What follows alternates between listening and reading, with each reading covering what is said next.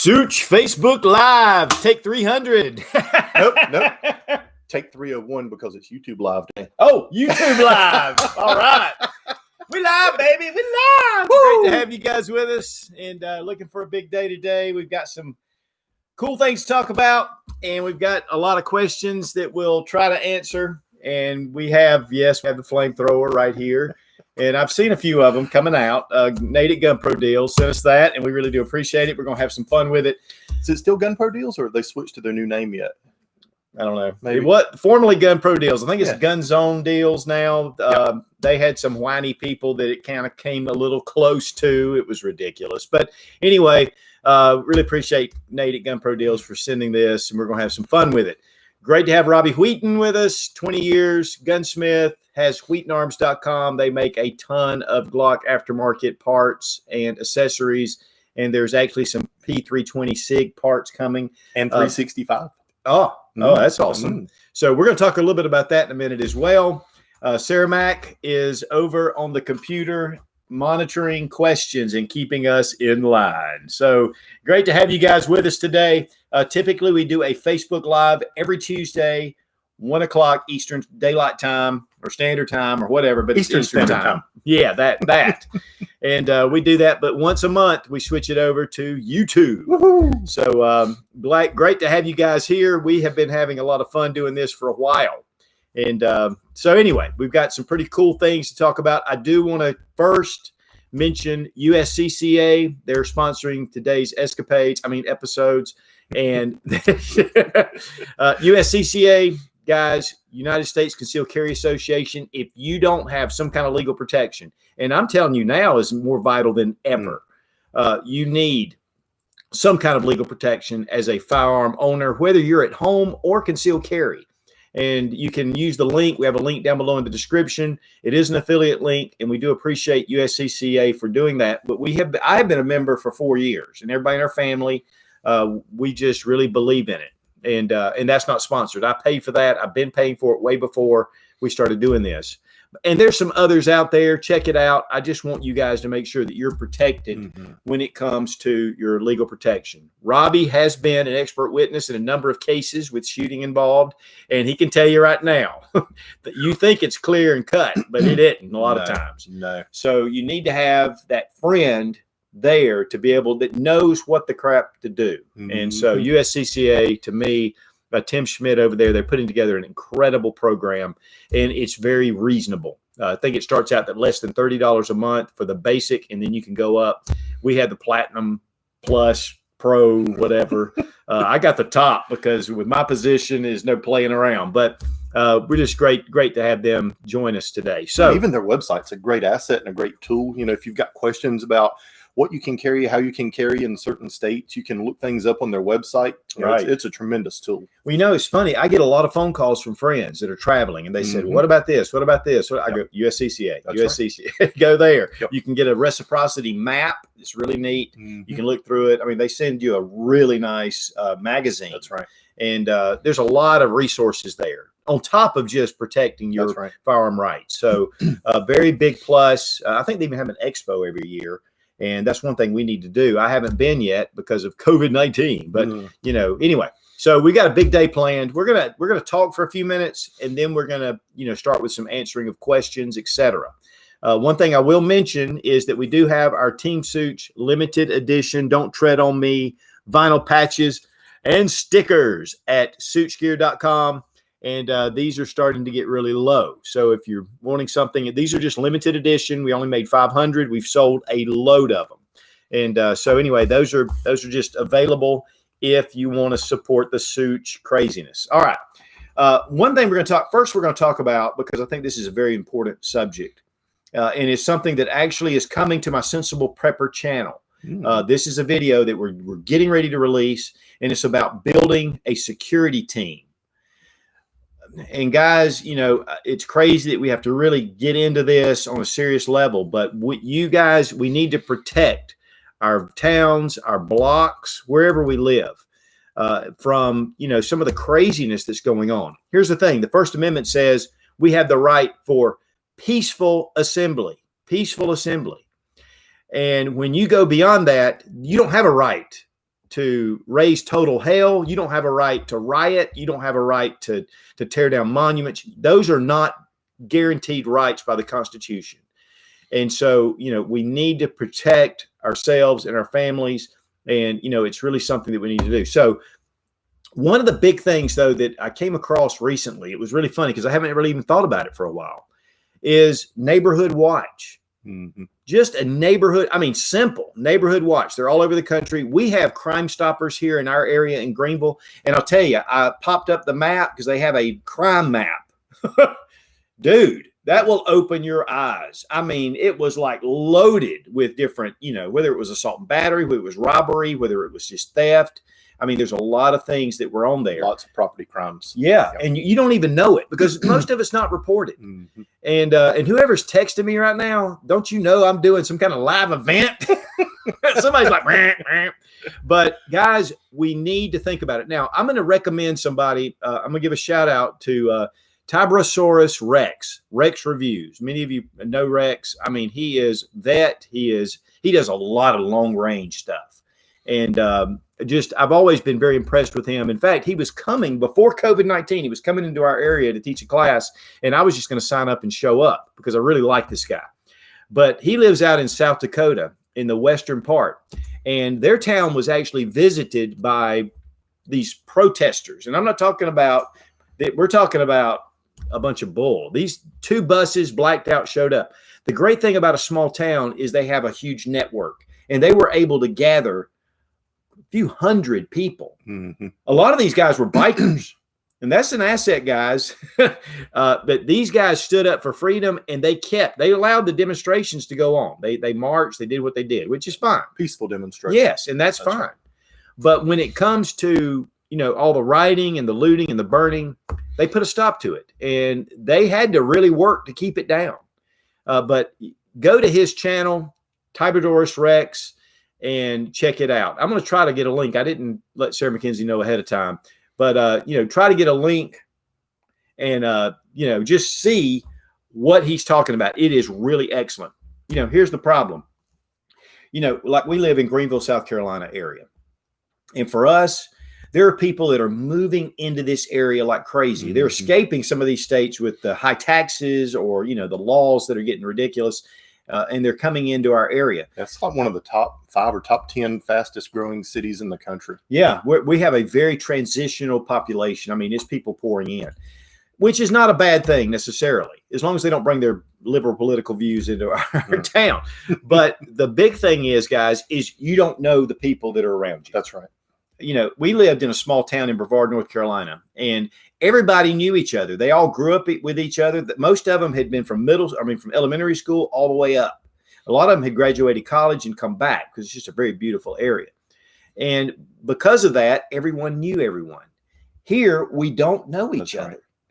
We just don't. So, really getting to know your neighbors, getting to know people, making those connections, making sure that you have people together in case something goes down. You have people to call. I can call Robbie and he can handle the whole thing, so I'm lucky.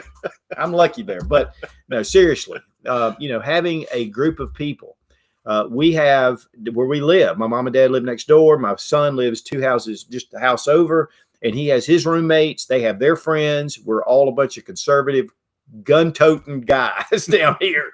But not everybody has that kind of situation. So, whether it's your gun club, whether it's your church is an excellent place to be able to meet people. Your church security team. I'm on the security team at our church, and those guys are solid. They're solid Second Amendment guys. Plus, they're just good people. Mm-hmm.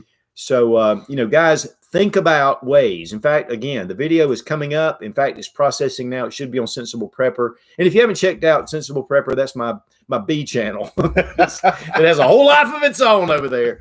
But, we really get into a lot of the things about survival prepping and being prepared.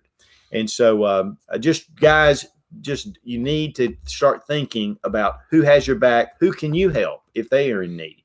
One day I was sitting here, and I'm sitting here talking the whole time. I'm sorry, Robbie. Oh no, you're fine. You're right ahead. But I was in my shop one day. I got a knock on the door. I know you had this on your heart today, and really wanted. I wanted to blast it out. Yeah.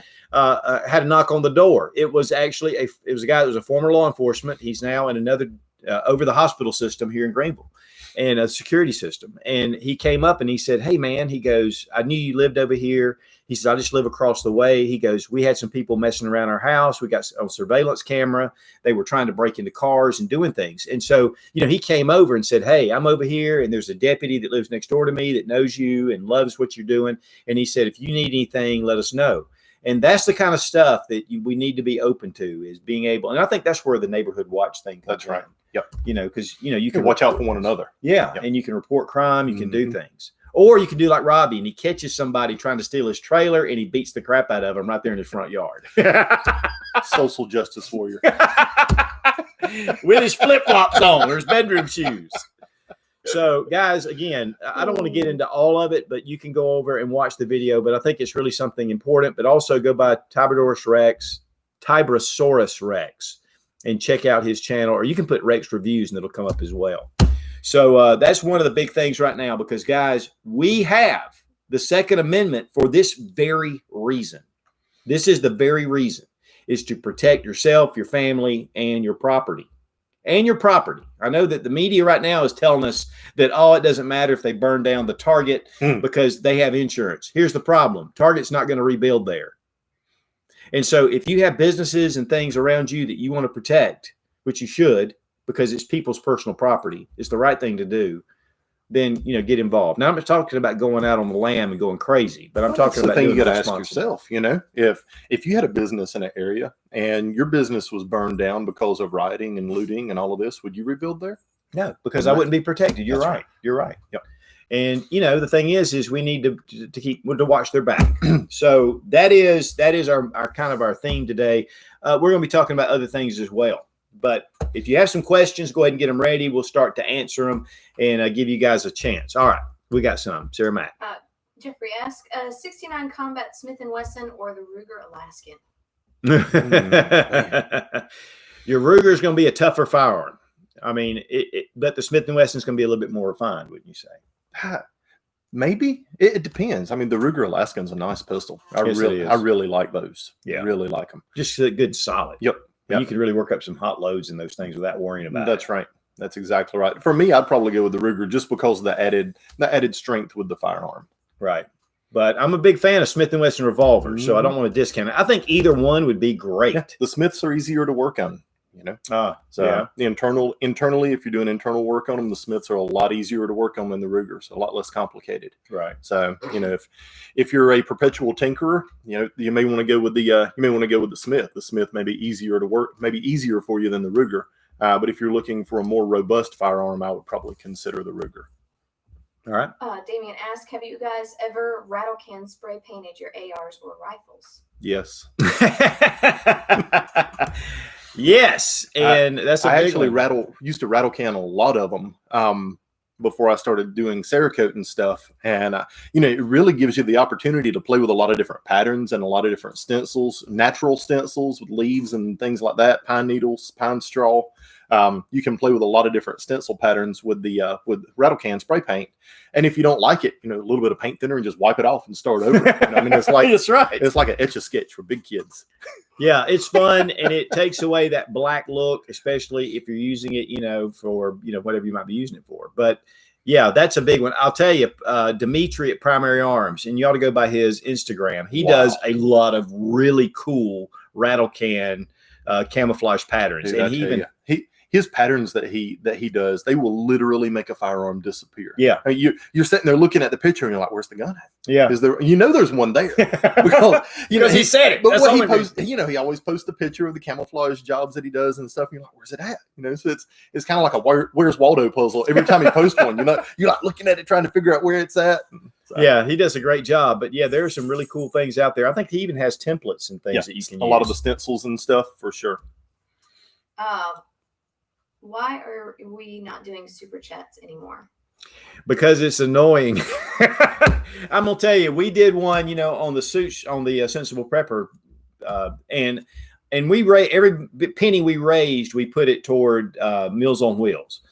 But it was like beep, beep, beep, beep, and I told Sarah Mack, I said I can't do it. It's annoying. So while I really do appreciate it, I really do, because it definitely helps. On the Suits channel, out of the past 9 videos that I uploaded, 7 of them are demonetized or limited monetization is what they call it. To the point that on my Primary Arms 2X scope review, I made $2.64. So, it's a death nail, but thank God for Patreon. So if you want to support us, run over to Patreon, because that is a great way to do it. You can do it $1 a month or whatever. And we do a lot of different things over there. We do a live on Monday night. We do giveaways there. So check out Patreon. It's just a great support for us. And it really helps us to do things. We just built a range. I just had my range rebuilt, and that money is expensive. So that was Patreon that helped us do that. So anyway, we're, that's the reason the super chats went. We might try it again sometime, but I know I've never got to experience that. You got to hit bail, man. That bell kept going off, and it was like we couldn't hardly get through, what we were talking about. But I do appreciate it. Thank you. David Bruns asked, Suits and Robbie, what are the pros and cons of stainless steel barrels versus a cold hammer forged? Generally, your tolerances are going to be internal tolerances on the stainless steel barrel are going to be tighter than the hammer forged barrel. You're going to be able to get better accuracy out of the stainless steel barrel over the hammer forged barrel. It's just everything is a little tighter and more precise on the precisely machined on the stainless steel barrel over the hammer forged barrel. The benefit of the hammer forged barrel is longevity. So you're going to get a lot longer service life out of the hammer forged barrel with the sacrifice of a little bit of accuracy over the stainless steel barrel.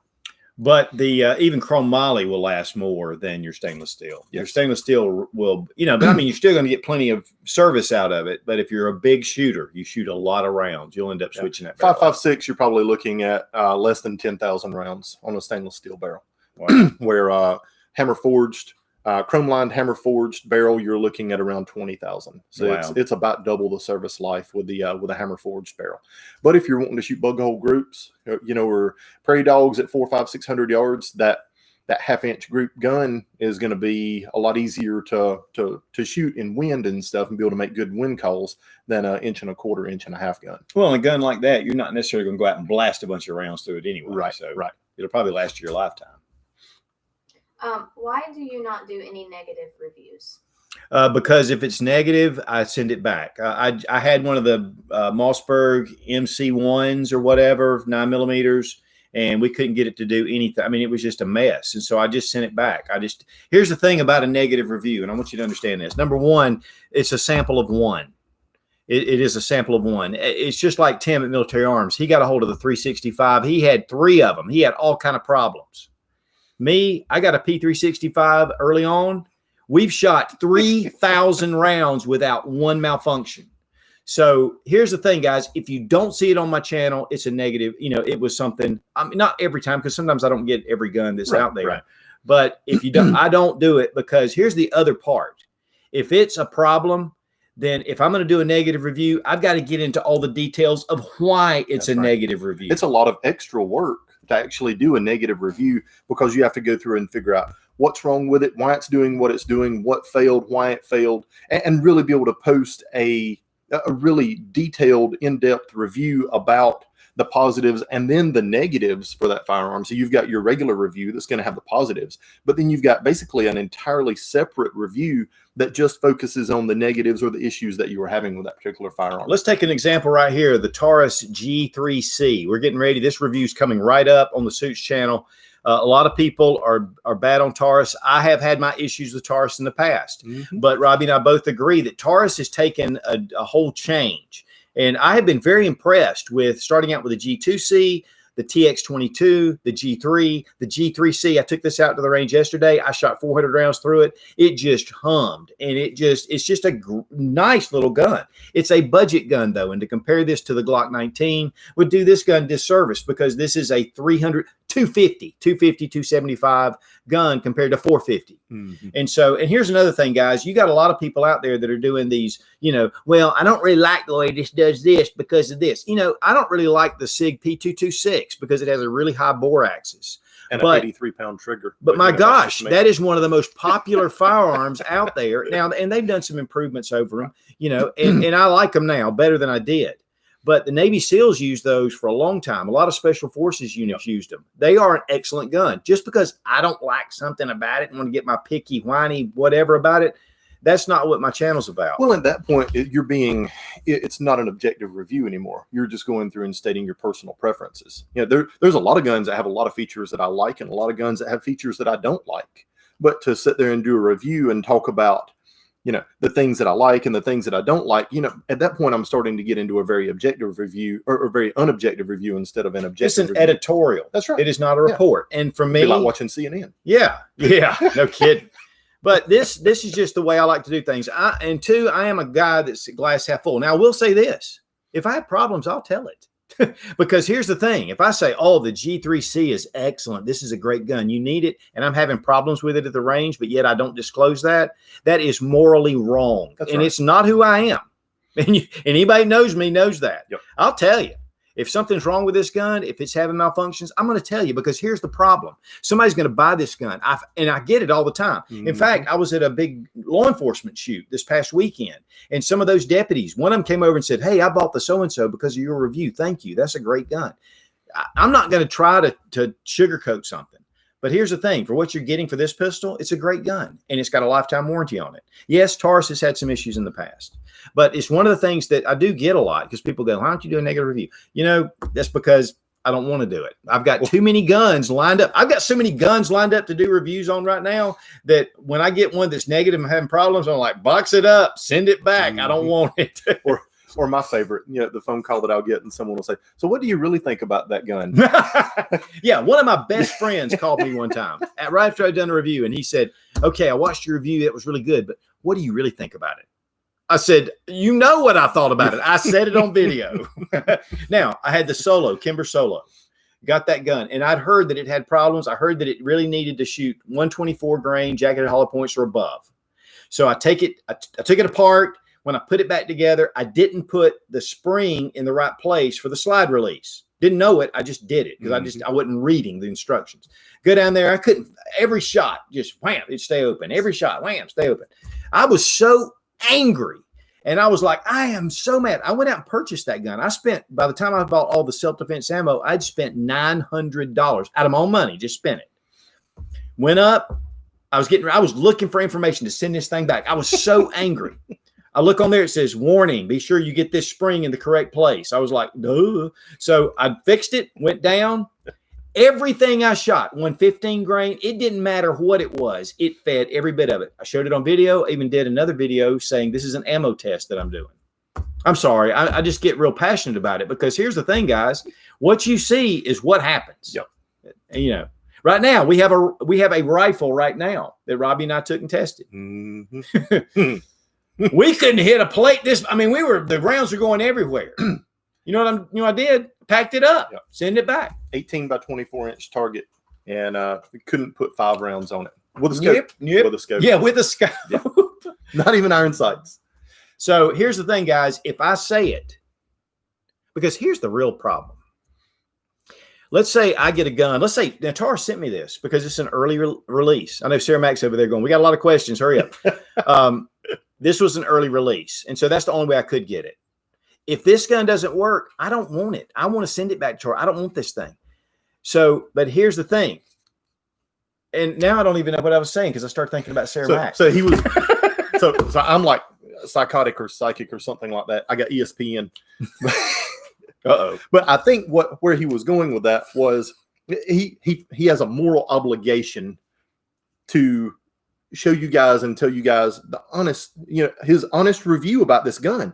If this gun fails, if he reviews this gun, puts it out there, and you buy it based off of his review, and this gun fails, then when it looks poorly on you. But yes, at the end of the day, it could be detrimental to you. And I just don't want that on our conscience. And here's the other part. I do a review on this G3C. There's going to be, in fact, there's already a number of reviews out there. If I'm going to give this a glowing review, and yet Joe Blow down here says, man, this thing sucks. It jammed every round. I had problems. The accuracy was terrible. That shows on me. Mm-hmm. So that is the long answer of a short question. And we're going next. Lewis Knight asks, what do you think of the LMT Mars CQB? I haven't had any experience with it, but LMT, have you? Not that particular one, but LMT makes great stuff. They do. I've used a lot of their stuff over the years and had great results with it. Yeah, I mean, they make good quality stuff. So, and here's the other thing, guys. Really, most of your gun companies, the state of the art, the way they're the manufacturing processes, it's unusual, really, to have a gun with a lot of problems. Well, you know, Lewis Machine & Tool's been around for a long time, and they were one of the first companies that really started producing higher end aftermarket parts for the ARs. Right. With their bolts, lightweight bolts, and then a bunch of other stuff that they were making. But they were one of the original innovators for some of your higher end aftermarket accessories for the AR platform. Right. So they've been in this game a long time. That's true. Giovanni asks, will you review the Taurus Tracker 357 mag? If I get one, which those are, I like the way they look. I mean, they look great. So, we'll see. It's just according to Taurus or Nate at Gun Pro Deals, or me just going into a gun shop and buying them, which I do that very frequently. It's expensive. Yeah. 1299 Pete's ask, Springfield Armory Hellcat or Glock 43X? That's okay. Glock 43X. There's a couple of things about that. I have a Glock 43X right now with Shield Arms S15 magazine in it. It's 15 rounds. It's larger than the Hellcat. It's larger. And so I like the appendix carry. In fact, I appendix carry the P365 SIG. And I have appendix carried the Hellcat. I like that gun. The problem with the and you need to really kind of think about this according to how you carry. Because the grip sticks out a little bit more. It's a little bit more difficult to conceal carry. I cannot personally appendix carry my G43X because no matter how I try to do it, it sticks out of my shirt. So, that's the big thing. Now for me, so because of that, I carry mine at 4 o'clock. Really, for really fast draw, I like the appendix.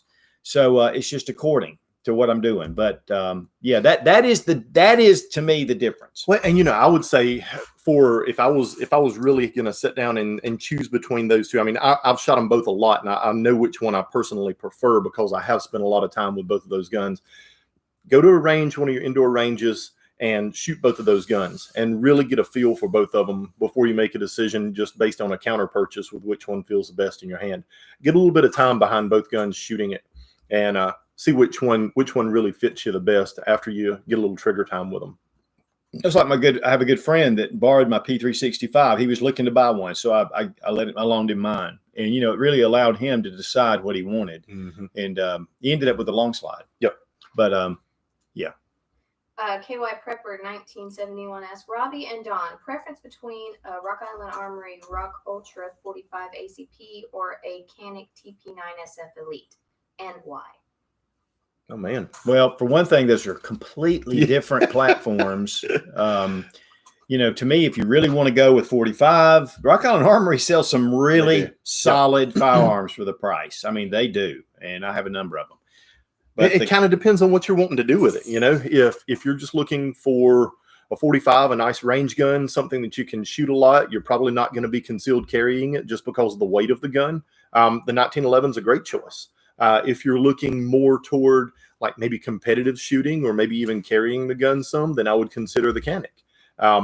But I think the big determining factor, other than caliber, there is the unloaded weight of each of those firearms. The Canic is probably in the 20-ounce range, while the 1911 is going to be in the 41, 42-ounce range, and that's a lot of static weight for that firearm. Just kind of depending on what your end use is going to be with it. Yeah, to me, those are two that are so different in a lot of ways that it's according really to your preference. Mm-hmm. I used to carry a 1911 for years. And I'm telling you, that was the gun I was going to carry because that was my preference and I wanted to do it. But the Canic makes an excellent firearm, but so does the Rock Island Armory. So it's almost an apple to oranges. Yeah. It's a kind of a different thing. So you figure accuracy is kind of a wash with them. Reliability is going to be a wash with them. Mag capacity is definitely a plus for the Canic. It is. And ammunition cost because it is 9mm. That's right. And overall cost of the firearm, the Canic's going to be less expensive than the Rock Island. So there's definitely some pluses and minuses both ways. But I think for me the big question would be the weight of the firearm and what your end use is going to be with it. Yeah. So if you're going to take it to the range, a little extra weight wouldn't be bad. That's right. Okay. Especially in a 45 ACP. Yes. Andrew Walters asked, I bought my first pistol, a TriStar T100, a couple years ago because of your review. Now I'm looking at the CZ P07 for a CCW. Thoughts? I did watch your review on that as well. Well, I'll tell you this. The TriStar is a great little pistol. CZ75 based.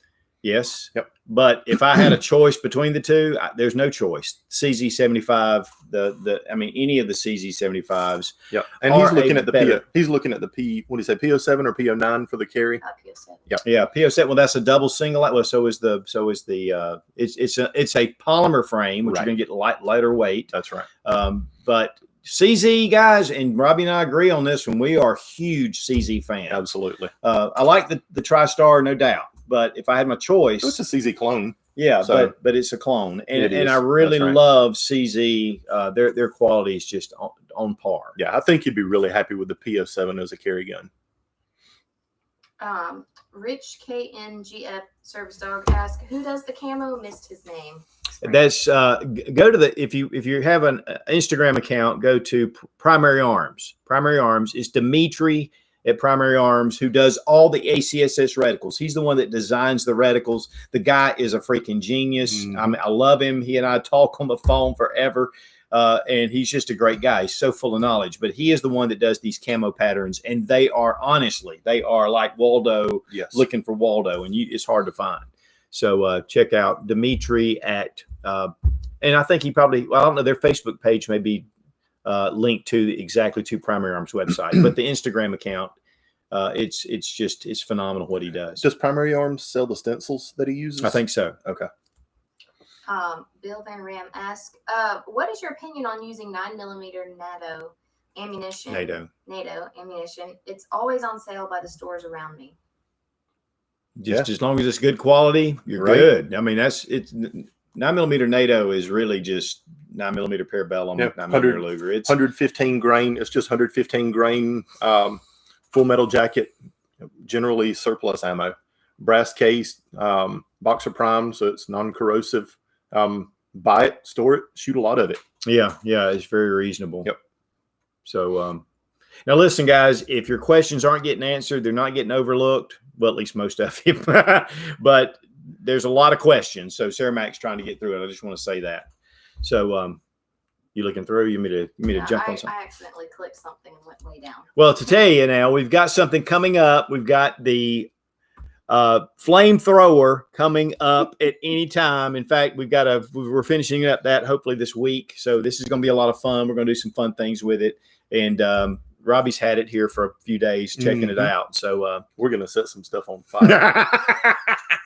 All right.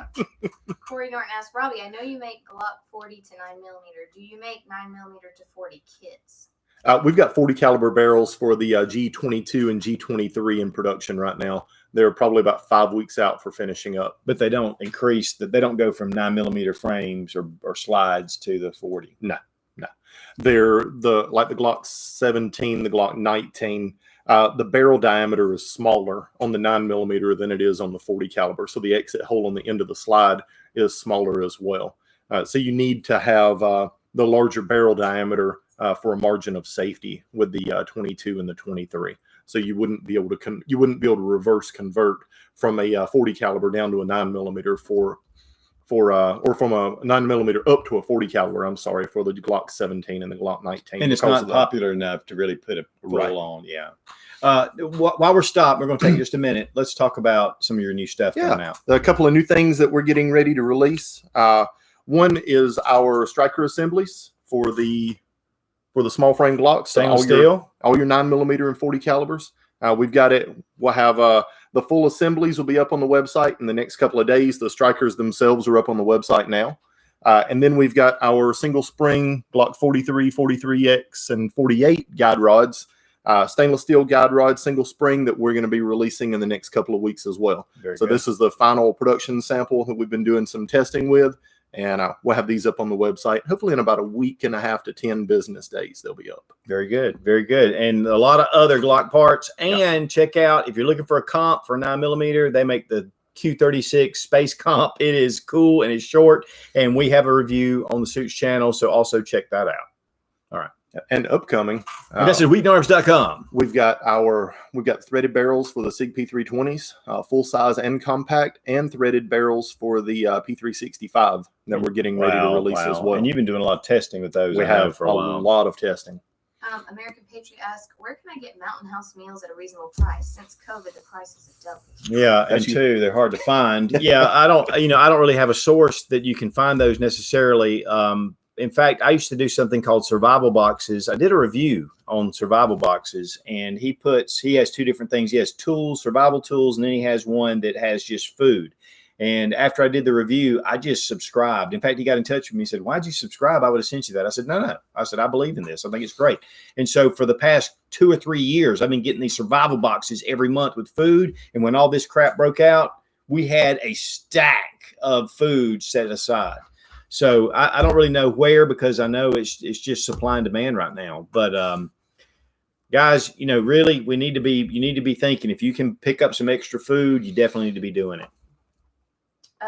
D. Hartfield asks, what is your thoughts on the Keltec RDB as a self-defense rifle? They're good, solid rifles. I don't have a huge amount of. Which one's the RDB? Is that the bullpup? Is that the bullpup 308? I believe. I don't have a lot of experience with it, but because they've put out so many that are different. I'd have to Google that one. I don't remember specifically which one that is. If it's the bullpup, I had some reliability issues with the few that I've had. Yeah, but I had one of the early Keltecs. I have to see which. We just want to make sure we know which one because they have. There we go. When I first, that's the 308. Yeah. When I first, the first time I had any dealings with it, the rounds come out of the front and, but this was early production, which all guns typically, when early production, they can have some issues. It's better to buy the 2.0. Yeah. when it kind of gets through the bugs. Yeah. I haven't messed with one. It's probably been 2.5 years, but the ones that I had prior to that, I had some feeding issues and some extraction and ejection issues with them. So not sure if I would recommend that, just based off of prior experience. Yeah, but the Tavor 7 is definitely one. Yes. That is awesome. Andrew Pope asked, stock or custom for carry gun? Well, I think Robbie and I, because he does a lot of custom work, he leans toward custom. I lean toward stock.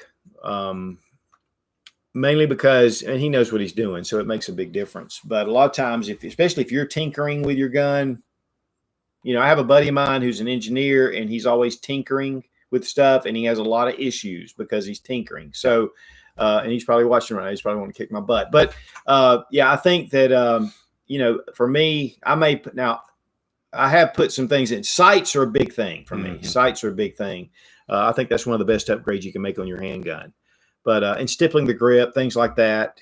But I think it really comes down to the proficiency level of the end user, as far as what parts I recommend that they put in the gun, how much they train, how proficient they are with a particular firearm, and then what they're looking for to get out of that firearm, as far as what parts I recommend that they put in. Right.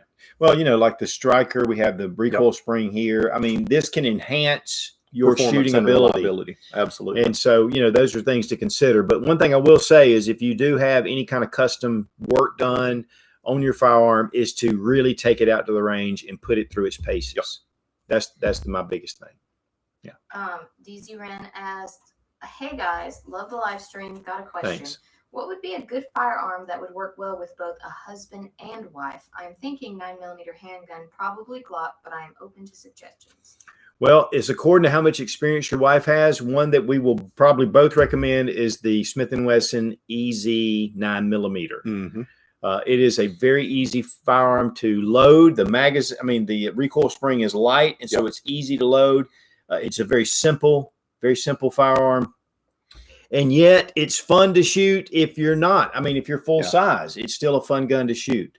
It is a single stack, so it's more like the shield. It's more like a bumped up shield with some easier features on it. But that's a great handgun, and actually it's concealable. So I really like that. And if your wife if she has no issues racking the slide, the Glock 19 is a great one. The Glock 43X or the Glock 48 is another really good one.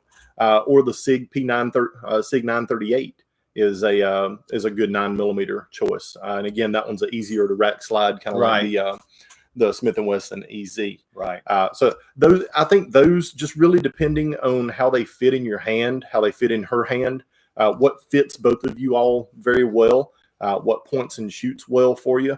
Try and get out to an indoor range and spend some time shooting some different choices to see what really fits both of you before you make a decision just based on how they feel standing behind the counter. And I will tell you one gun though that just comes to mind is the HK VP9. And one of the reasons is it has these cocking ears on the back of the slide, so when you pull, it gives you some extra leverage to be able to pull it back. Another thing that I've talked to, in fact, my wife, it was one of the things I talked with her about, is that when you grab the firearm, is don't try to pull the slide, but push the frame. And so with a woman, it makes it nice to be able to push that frame. It gives her a little extra push that way. So those are just some options. But make sure you take her to the range or take her to a gun shop and let her see how she can rack the slide. That's right. That is one thing that to me is really important. David Bruns asked, the PS9 Dagger is said to have a nitron-coated stainless steel barrel. Is it unreasonable to expect 10,000 rounds out of a 9mm stainless barrel? Thanks again. Yeah, you should be able to get 10,000 rounds out of a 9mm barrel with no problem. Yeah, you're not getting the velocity you are with like a rifle caliber, centerfire rifle caliber. So the 9mm, that's not going to really affect it. A lot of your handguns are stainless steel barrels. What burns out first in a handgun barrel, rifle barrel, whatever? What burns out first is the lead in the throat. You'll burn out the throat in the barrel with what's called throat erosion, and you can really see it with a bore scope. And then the crown of the barrel also burns up as well, the last little bit of rifling there. And both of those cause a serious degradation in accuracy. Generally with a handgun, because it's a high pressure round, but it's a low volume of gas. So you don't get the erosion in a handgun barrel that you see in a rifle barrel that happens fairly quickly. Handguns are a lot slower to erode. You just earned your pay. Yeah, I don't know if you, since we don't pay you. You get what you pay for. The Outdoorsman asked, what is top 5 10mm picks you would consider? Yeah, number one, Glock 20, hands down. Glock 20. Yep. And I'll tell you why. The polymer frame on the Glock 20 and 10mm, that polymer frame flexes when you shoot, and that flex of that polymer frame helps absorb a lot of the recoil energy. Did he say 10mm? He did. Yes. Oh, okay. It's okay. I got this. But the polymer frame on the Glock 20, it flexes a lot, and that flex absorbs a lot of the recoil energy and makes the gun very soft to shoot, very controllable to shoot. Compared to like a Colt Delta Elite in 10mm, the gun has a lot more felt recoil, a lot more muzzle flip than the Glock 20. Is substantially different. Okay, we have 4 more. All right. Yep. So now one other one that I really, really like, and I was surprised I was going to like as much as I did, is the Springfield Armory XD in 10mm, the XDM. I knew that's where you're going. And the ergonomics of that grip. One of the things about the 20, which I have a 20, I love it. But it's just like a big 2x4 in your hand. 2x2. Okay, well, it's like a 3x3. But anyway, it's got a fairly big grip to it, which is nice when you're shooting 10mm because it gives you a little more to hold on to. Yep. But not that it's excessive. But the Springfield Armory has a much more ergonomic grip. It does have a little higher bore axis. So I really like that. But I'm going to tell you, I was going to say, if you're looking for a low bore axis, you could go with the CZ or the Tangfolio CZ75 base 10mm. Yeah, that would be an excellent firearm as well. Now, but I'm a big fan of the Rock Island Armory 1911 in 10mm. Yep. In fact, I like shooting it more than any other because the grip's thin and you really have a good solid grip on it, and plus it's all steel. But that is one of my favorite 10mm to shoot. So we've got 4 now. We've got the Glock, the Springfield Armory, the Rock Island Armory, and then you said the CZ, and then that Colt Delta Elite. Okay, Colt Delta Elite's great. Yeah. All right. The American Patriot asks, what are your thoughts on the USCCA? I just signed up this month because of the crap going on in this country right now. I'm glad I prepped for an SHTF situation a long time ago. Yes, yes. And I've heard that quite a bit, which is great. The USCCA, in fact, they've actually sponsored this episode. But I have been a member of the USCCA for 4 years. And in fact, I say it on my video. I did a little video clip. So I say 3 years, but it's been 4 years now. And guys, legal protection is super, super important. And to me, USCCA is the best. They did this today, which they didn't really do it. We just put an affiliate link down there, and we love USCCA. But I picked them out ahead of time because I really like what they do, what they stand for. Tim Schmidt is just a solid Second Amendment guy, former law enforcement, and went into this full time. And I'm a huge fan of USCCA. There's a lot of resources, a lot of training. So we do have a link. If you don't have legal protection for your firearms, there's a link down below in the description. It is an affiliate link, but I'm telling you guys, I was a member of USCCA way before I ever started doing anything with them. Richard Turner asks, do you think that a Smith & Wesson 327 is worth the money? Also, do you think it's a good carry gun? The 327 was one that, if I remember right, they've discontinued that one a few years ago, and the ammunition's getting a little bit more difficult to find as well. I think it's a good option. It's basically a 32 Magnum. It's a good carry gun. I think it's a little undersized projectile wise. And there's been some reliability issues with those guns. If you end up having to send it back to Smith for repair, I don't believe they're repairing those guns anymore. They're replacing it with a comparable 357 Magnum model. There you go. Zipper asks, is the primary arm Cyclops a good red dot for a DDM-47? Yeah. Absolutely. Yeah. I mean, any of the Cyclops is a great sight. And especially if you have any kind of stigmatism whatsoever, but it's also a prism scope, so they are built like tanks. Yes. And so that's the big thing about it. Plus, they have a lifetime warranty on them. So, yes, I believe that is an excellent option. I believe in it enough that it's on my nightstand gun, if that says anything about them. Your AR? Mm-hmm. You keep an AR on your nightstand? Yeah. I keep one beside my nightstand, but I just thought I could see this vision of this AR on your nightstand. I'm like, okay. Look, I'm a big guy. I got a big nightstand, okay? Well, I have 3 ARs in my corner right there. So, Domingo asks, P320 compact, good EDC? ? Sure. Yeah, absolutely. Yeah, they're great guns. Great guns. I mean, they've proven themselves. Mm-hmm. Obviously, they kind of had a rough start with the U.S. military, but they got those bugs worked out. That's right. I'm a big fan of the P320 all the way around. That's any right. of the models. Jesse Harden asks, I have a G19 Gen 5. I've been thinking about an RMR. For everyday carry, is it worth the money and time to train? Yes. Ooh, yeah. Listen, especially if you put an RMR on your handgun, you really need to train. That's because that is not in fact, I remember the first time I shot an RMR on a pistol, and Curtis from the VSO gun channel, we were down at a shooting event, and he handed me the gun with the RMR, and I was like, oh, wow. And I'm sitting here and I'm looking for the dot like this. Yeah. And then I start shooting and I didn't see the dot. I saw a reflection. And I was missing the target. And I know Curtis was thinking, dude, what the heck? And then I went, wait a minute. And I got it. And then I was like, ding, ding, ding. So yes. Yeah. The thing about the secret with the red dot is not to look for the dot, but to look for your sights. Mm-hmm. And when you bring it up with your sights, it's right there in line with your sights. And you don't look at the dot, you look at the target. So you're target focused instead of sight focused. Right. But this dot will pop up right there. But it's a different draw stroke. Your bore axis is going to be 3/4 of an inch to an inch lower to get the dot in the center of the lens. Your wrist angle is going to be canted forward a little bit more to get the dot in the center of the lens. So, yeah, lots of dry firing, lots of dry fire drills out of the holster, and then lots of shooting time at the range as well, doing transition drills, tracking that dot. You're going to be more accurate with it right off the bat than you are with iron sights, just because you have a single focal plane instead of multiple focal planes. But you're going to be a lot slower with it. So, to build that speed and that accuracy, it does take a lot of training to get proficient with it. Yeah, so please do.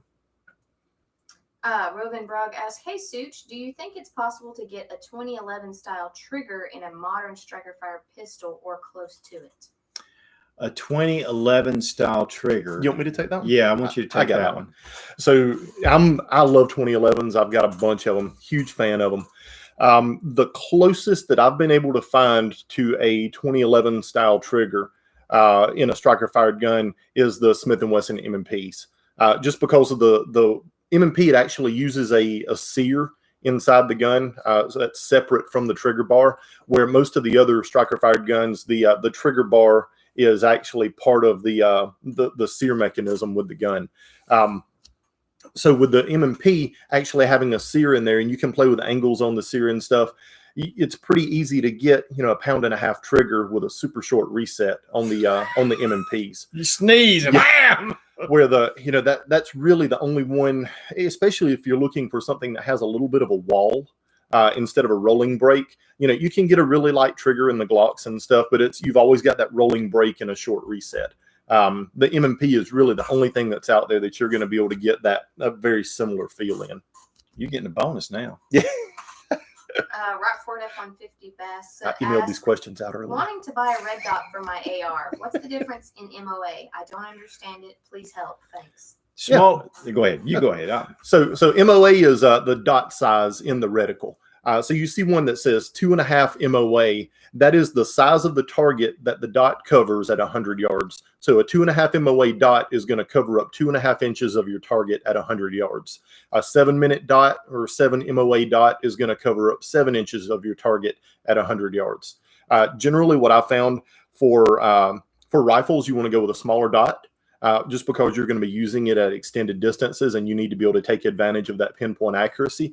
Where with a handgun, because you're using it at shorter distances, generally 25 yards and in, the larger dot is faster and easier to pick up inside the lens than the smaller dot. And that smaller dot, an 8-minute dot at 20 yards is still only covering 2 inches of your target.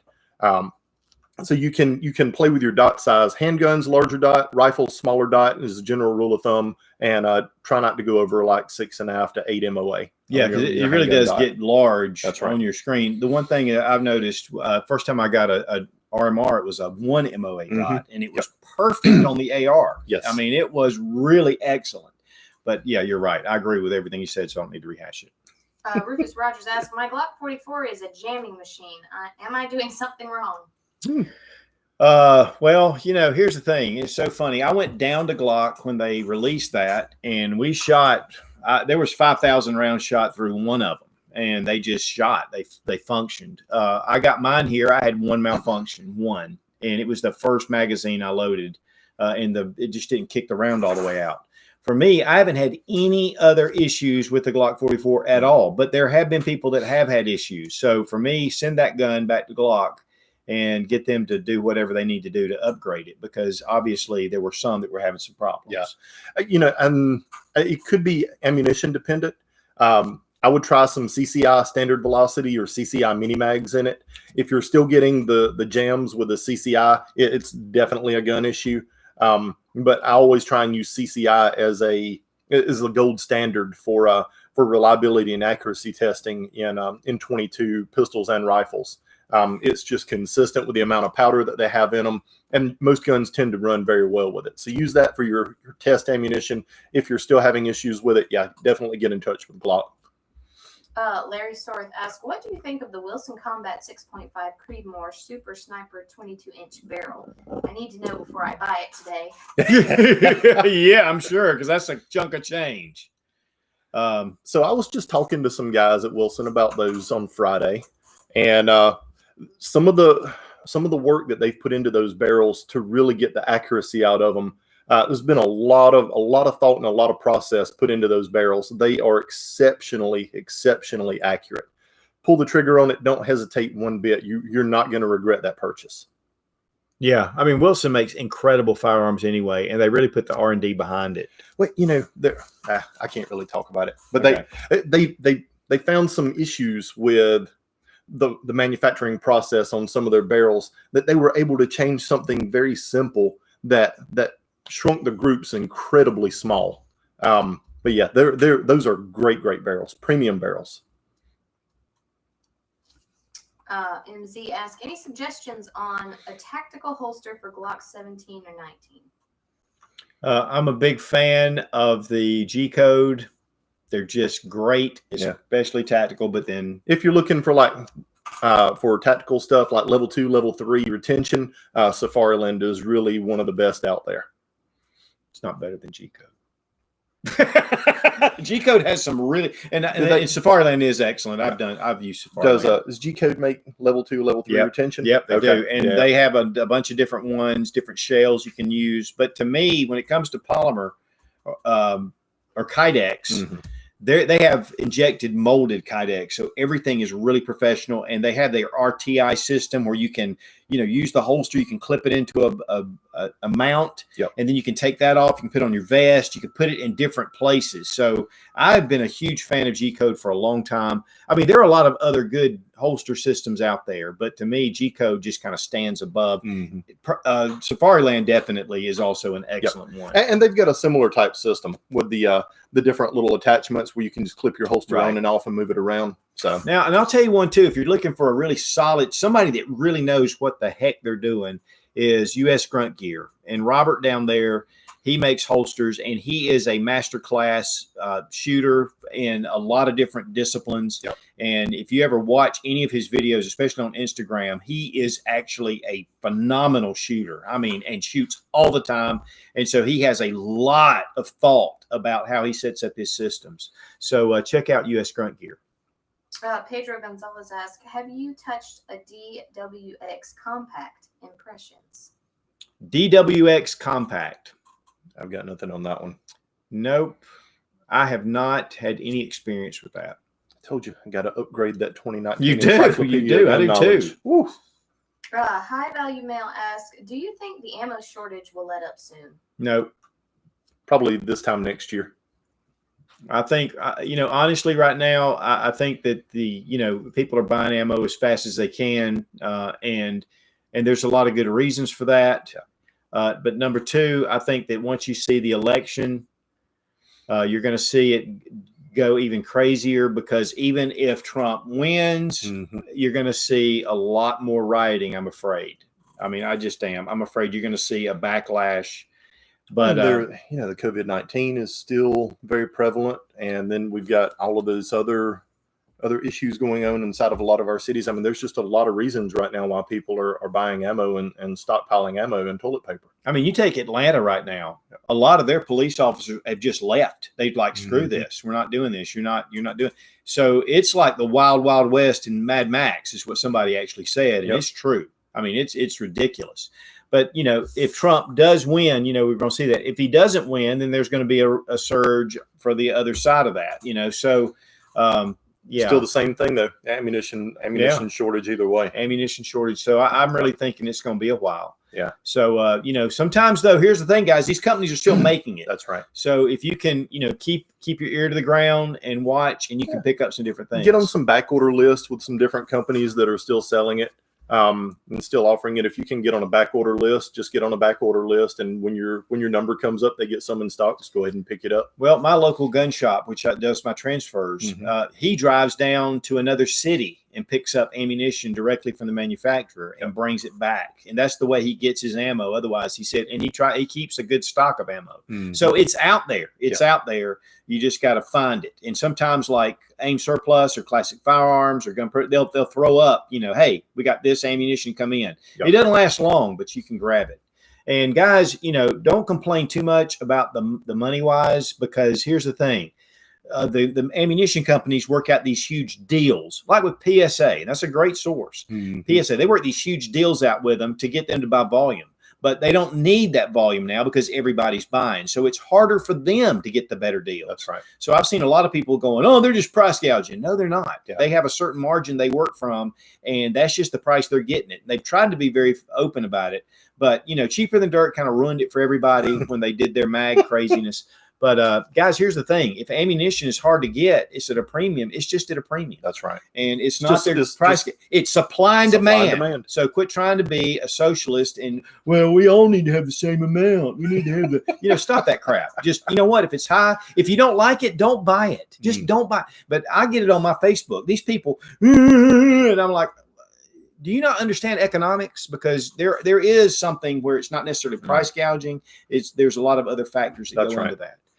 If they are price gouging, just don't buy it. Well, it's like you have a tropical storm or tornado or a hurricane or something like that disrupts fuel delivery from the tankers coming in, refineries and things like that. We see an increase in gas prices. It's not price gouging when the gas prices increase. It's just the supply has been disrupted. The supply chain and supply flow has been disrupted. And this is the same thing. It's not that it's been disrupted, but there's such a surge in purchasing that the manufacturers, one, are having a hard time keeping up with demand, so it's driving price up. Right. And two, if you really want gas prices to go down, call your representative and tell them to drop the freaking gas tax, because that's like 40% of the price of the gas. Yeah. Stop buying gas. If you don't like it, just don't buy it. All right. Y'all get me riled up. All right. So we're at 1:00. And so we need to kind of wind down everything. Guys, again, we've got the building a community, self-defense community or self-defense groups. And guys, you need to really start thinking about that direction. Start out with Neighborhood Watch, Crime Stoppers. You can use that as a base and then build your network. But stay within the law. A lot of times you can actually, law enforcement right now has a low morale, man. They are really down in the dumps. So make sure you support your local law enforcement. Let them know. Yes, there's some bad eggs in there and they need to be called out. And believe me, they're going to be pulled out. I mean, with all this that's going on, that's, they'll do that. But, what are you going to replace that with? Because here's the thing. There's two things about man. We have to be controlled. Have to be. It's either self-control or force. It's one or the other. And so people can't control themselves. Sometimes it takes some extra. And resisting arrest and fighting with the cops and then complaining about them using excessive force is ridiculous. So that's all. That's what I'm going to say about that. But we do have this video coming up on Sensible Prepper. So check it out. We've got this thing right here, the flamethrower. This is coming up. And again, we want to thank Gun Pro Deals. That's going to be fun. So we're going to be doing that. And then, of course, check out WheatonArms.com. Lots of Glock aftermarket parts. Plus, they do custom gun work. Yep. And so check them out at WheatonArms.com. We really appreciate Robbie being here on Tuesdays and Thursdays and Wednesday. But we really do appreciate Robbie being here and helping out. And then also the G3, Taurus G3, that review is coming right up on the Suits channel. One thing I do want to mention, which I meant to mention this earlier, I just want to thank everybody. I know a lot of you guys have been watching us for a long time. Many of you know we hit the 1 million mark yesterday. And, I've been doing this for 12 years. And, here's the thing, guys. There's two missions I have. And the number one mission is to encourage people to take self-defense as their responsibility.